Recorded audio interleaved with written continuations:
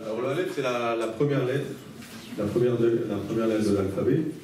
Il y a une histoire intéressante dans le Zohar qui raconte l'histoire de la première lettre, où toutes les lettres, après 2000 ans après avoir été créées, se présentent à Dieu et dans le sens inverse, c'est-à-dire ça commence par le Tav, qui est la dernière lettre de l'alphabet. Elles se présentent à Dieu, elles expliquent pourquoi elle devrait être la première lettre. En fait, elle parle à Dieu pour lui expliquer la raison pour laquelle elle trouve qu'elle devrait être la première lettre. Et ce qui est intéressant dans le Aleph, c'est qu'il passe en dernier, en fait, et Dieu lui dit toutes les lettres sont passées, le Bet est déjà passé, le Bet dit qu'il devrait être la première lettre parce qu'il correspond à la création du monde, par exemple. Et le Aleph, en fait, est resté dans son coin et Dieu lui dit pourquoi toi tu n'es pas venu, et lui répond parce que je pensais que toutes les autres lettres avaient une bonne raison pour être la première lettre. Et Dieu lui dit c'est pour ça que tu seras la première lettre, parce que pour ta modestie et ton humilité. Donc c'est pour ça que j'ai représenté le Aleph comme la lettre qui mène toutes les autres lettres. En fait, sur ce tableau, on voit le Aleph, qui est la première, et puis après, dans une forme de spirale, en fait, on a l'impression qu'elles sont emportées par le Aleph, qui représente un peu un personnage avec une tête ici, un visage en forme de 1, en fait, qui correspond aussi à la valeur numérique du Aleph. Voilà, donc ça c'est une explication sur le Aleph. Le Bet, alors Bet c'est, comme je disais, l'intérêt des tableaux et l'idée générale de cet alphabet, c'est d'utiliser les symboles qui s'associent à la lettre. Des symboles parfois sont des mots, parce que chaque lettre en fait représente un mot. Le Bet c'est la maison, c'est Bait. Et Bet c'est la première lettre de Bereshit, qui est le commencement, donc c'est pour ça que j'ai représenté la création du monde, avec ici on voit Adam et Ève, avec Ève qui propose une pomme à Adam, qui est assis un peu accoudé de manière un peu impertinente. On a deux colombes, on a les créatures en fait du ciel, de la mer et de la terre. Et une horloge qui rappelle qu'il est 2h du matin, pas 2h moins le quart, mais 2h. Voilà. Le guimel, alors le guimel c'est une interprétation assez libre en fait de la lettre. Bon, ce qui rappelle la première lettre du mot grand, en hébreu le mot grand c'est gadol. Donc j'ai essayé de trouver quelque chose qui pouvait caractériser la grandeur. J'ai pensé à la tour Eiffel, d'autant plus que la tour Eiffel a 3 étages, comme la valeur numérique du guimel. Donc c'est une interprétation un peu personnelle du guimel, mais que j'ai trouvé amusant. Alors le Dalet en fait c'est une porte, Delet. Donc j'ai représenté une porte en haut d'escalier qui mène à un univers que chacun peut imaginer à sa façon. Alors il y a quelques symboles mathématiques dans ce tableau. Je vais vous expliquer brièvement, sans rentrer dans trop de complications. Mais le mot Dalet s'écrit Dalet, Lamed, Taf. Dalet c'est 4, Lamed c'est 30 et Taf c'est 400. Donc ce que j'ai fait en fait, c'est que j'ai essayé de représenter la valeur de chaque lettre par certains symboles. On a 400 carrés qui correspond à la valeur du Taf. On a une pyramide à 4 étages qui contient en fait 30 cubes, vous pouvez compter, j'ai bien vérifié. Et sur la disposition, et enfin le nombre de personnages c'est 2 4. Donc en fait on arrive à la construction du nombre 434 en reprenant les éléments. Sur les couleurs elles-mêmes, en fait ça correspond à un nombre mathématique qui est assez connu, qui est le nombre d'or. Et en fait j'ai repris une couleur représente un chiffre, et là on a les 400 premiers chiffres, 400 premières décimales du nombre d'or en fait, qui sont représentés ici par les différentes couleurs. Voilà. Le E c'est 5. Donc là j'ai fait des formats assez simples qui reprennent l'idée d'une forme géométrique qui est le pentagone. On a 5 lettres E ici, une grande, la deuxième, la troisième ici, la quatrième ici et la cinquième ici. qui forment une forme de spirale. Voilà, au niveau de la symbolique, pas énormément, si ce n'est le rappel de sa valeur numérique. Alors pour le VAV, en fait, c'est une interprétation aussi intéressante. En fait, la lettre VAV s'écrit VAV, Aleph, VAV, qui correspond à la valeur 13, qui est aussi la valeur numérique du mot Ahava, qui veut dire amour en hébreu. Et le VAV, c'est le complément, en fait, c'est V, c'est E, le mot E, Adam et Ève, le jour et la nuit, la terre et la lune. Donc j'ai fait ce tableau, en fait, sur c'est un peu un symbole de l'amour. On a un homme qui monte une échelle avec un bouquet de fleurs qui va offrir à une dame qui est assise en haut du VAV. On a la terre et la lune, on a un symbole aussi, enfin, en termes de couleurs, il y a deux couleurs principales, c'est le rouge et le noir, qui rappellent aussi une idée romantique. En ce qui concerne le Zayn, alors le Zayn, c'est là j'ai repris le thème de la valeur, en fait, de la valeur numérique du Zayn, qui est de 7, comme le nombre de notes de musique, do, ré, mi, fa, sol, la, si, on a 7 notes de musique. On a un symbole du judaïsme, c'est le chandelier à 7 branches. Et ici, on a en fait, ça rappelle un peu le personnage de Moïse, Moshe Rabbeinu, qui tient en fait une canne qui s'appelle le Zayn. C'est le Zayn de Moshe. C'est la canne qu'il avait. Donc voilà. Et le Shin, vous avez une lettre ici en fait qui est perchée en forme de bulle. L'idée, c'est pour rappeler en fait un des commandements. Qui est Skor Shabbat, tu feras Shabbat. C'est le seul commandement parmi les 10 qui commence par la lettre Zayn.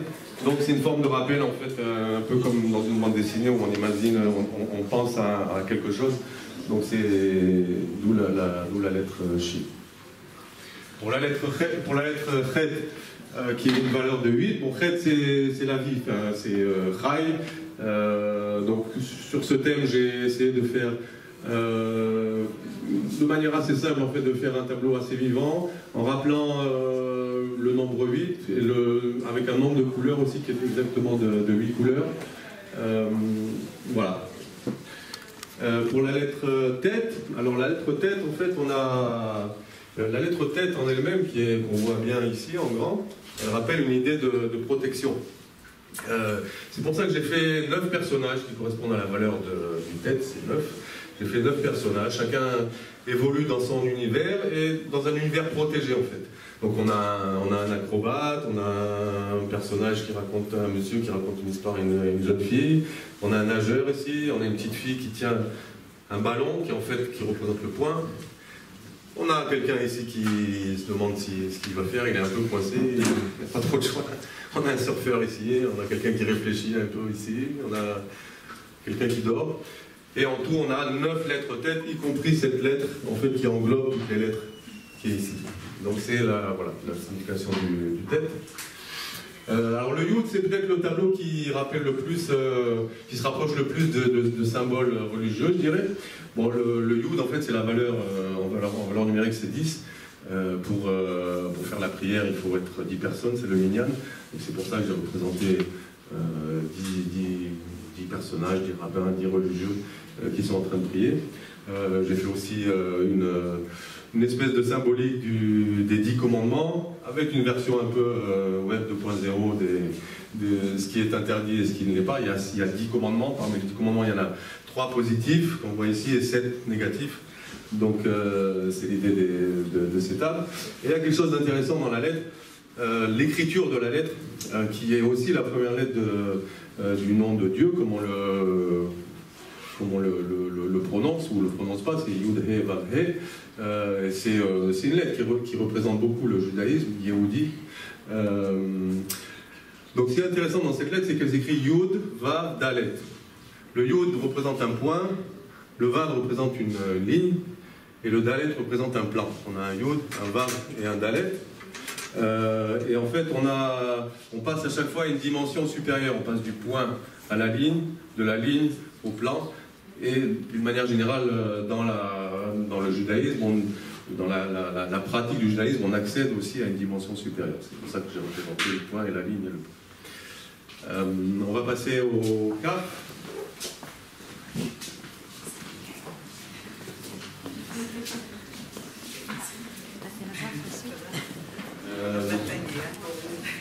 Alors le CAF, ça rappelle en fait la forme de la main.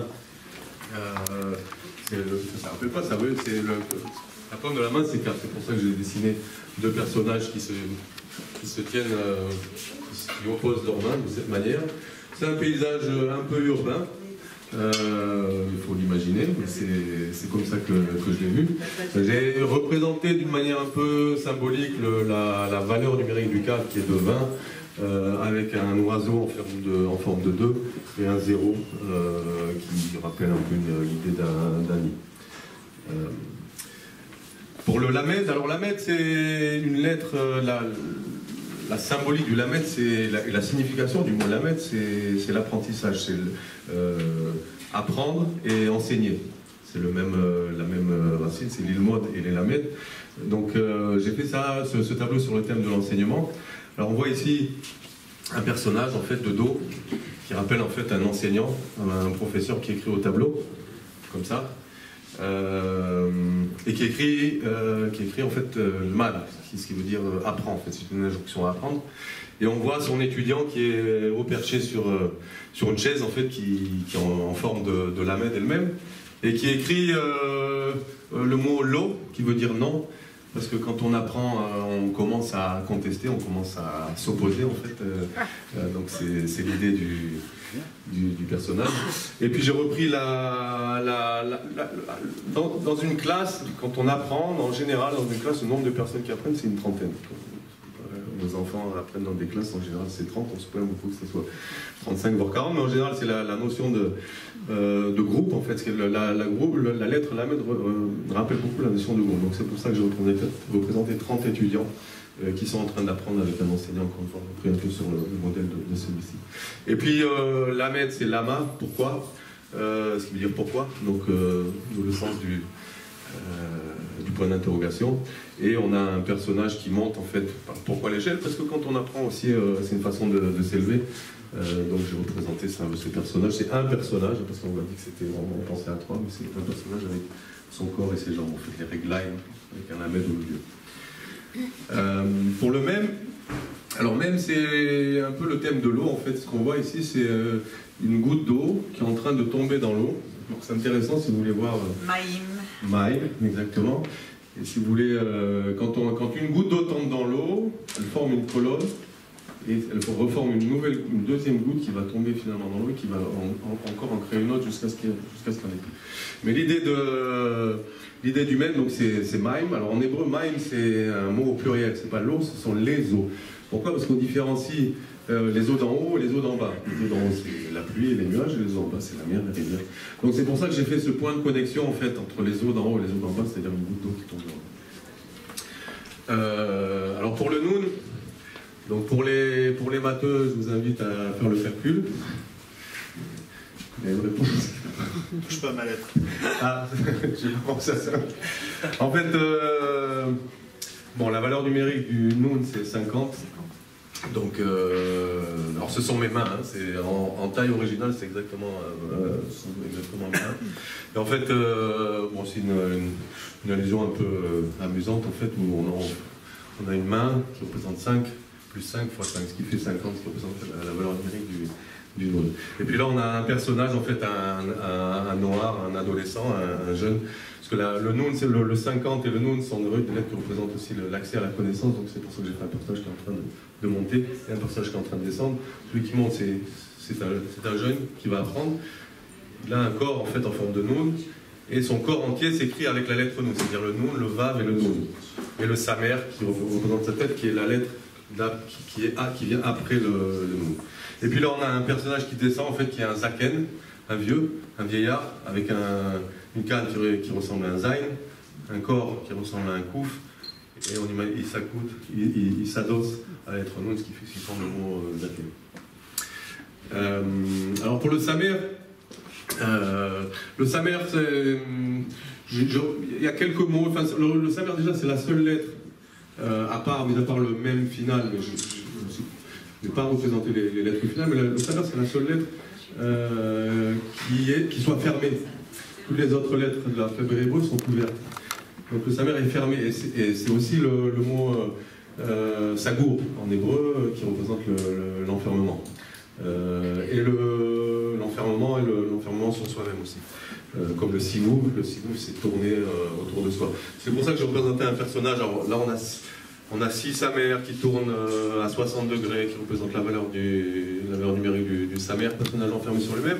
Et là, en haut à droite, on voit un personnage qui fait comme ça, qui représente en fait le sod, le secret. Le Ein, alors le Ein c'est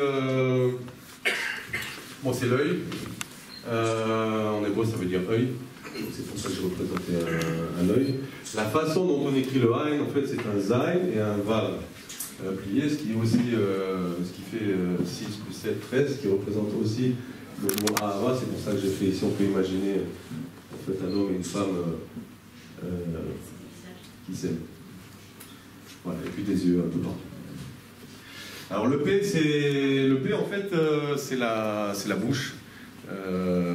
C'est la bouche et j'essaie de représenter ici la capacité par la parole, le lachon hara, ou la capacité d'expression par la parole, de dire du mal des autres, de dire du mal d'une manière générale. C'est pour ça que j'ai représenté en fait un personnage ici, vous voyez, avec une grande bouche et un petit bonhomme, un militaire en fait, qui est en train de tirer des obus, qui écrit Pitzutz Gadol Ayapo, forme de bombe, ce qui veut dire une grande explosion a eu lieu ici. C'est un peu un rappel à Nes Gadol Hayasham qu'on chante le jour de Hanouka.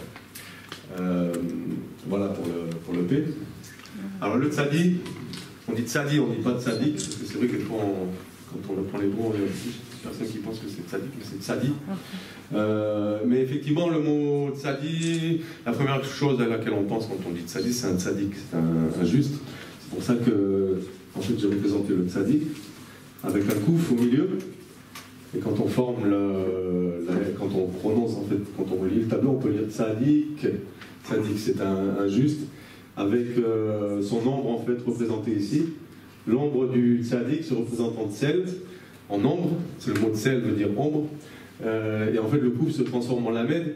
Alors pourquoi l'ombre? Parce que ça rappelle aussi un peu l'idée des 36 tzadikim, une notion comme ça qui dit qu'il y a 36 tzadikim, 36 justes qui sont sur terre pour maintenir l'équilibre du monde. Et puis on aperçoit à chaque génération, à chaque instant. Et puis on voit un profil d'un personnage ici en plus avec la bouche. Alors le kouf, là, j'ai laissé un peu mon interprétation, mon imagination travailler. Il n'y a pas forcément de symbolique, si ce n'est que le kouf c'est 100, donc j'ai fait représenter 100 carrés, un peu sur la même idée que le dalet. J'ai représenté 10 personnages qui sont à l'œuvre en train de construire le kouf ou de s'amuser avec le kouf. Là on voit un personnage qui est en train de travailler, qui est en train de penser le haut du kouf. On a un tracteur qui est en train de finir la pointe du kouf. On a quelqu'un qui est en train de travailler au marteau sur la lettre, une personne qui l'aide ici. Là on a un singe parce que le kouf c'est le coffre, c'est le singe.